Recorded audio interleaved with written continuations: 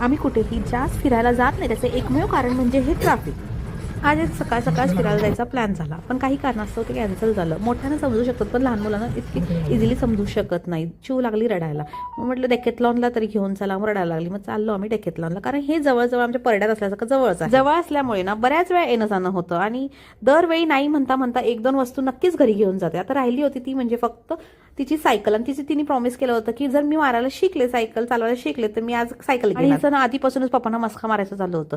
कोई emotional blackmail करना सीखे तो हमारे चिव से जोरदार प्रयत्न चालू होते आज सायकल घरी घेऊन जायचीच म्हणून. ती प्रयत्न करत होती, पण लकीली ती खूप जास्त घाबरली आणि प्रयत्न सोडून दिले आणि नंतर दुसरं काही खेळायला लागली. ते खूप छान क्वालिटीच्या वस्तू भेटतात, स्पोर्ट्सच्या, गेम, ह्या सगळ्याच वस्तू भेटतात. आणि दरवेळी आम्ही एक दोन वस्तू घेऊन जातो, पण त्याचा कधीच काही उपयोग होत नाही. तर अशाच्या तशा पडलेल्या असतात घरी. पण एक चिवचं छान आहे, हट्ट जरी केली, थोडंसं रडून रडून दाखवली, जर समजवलं तर ती ऐकते. नको बाळा घेऊ नको म्हणजे हा म्हणते.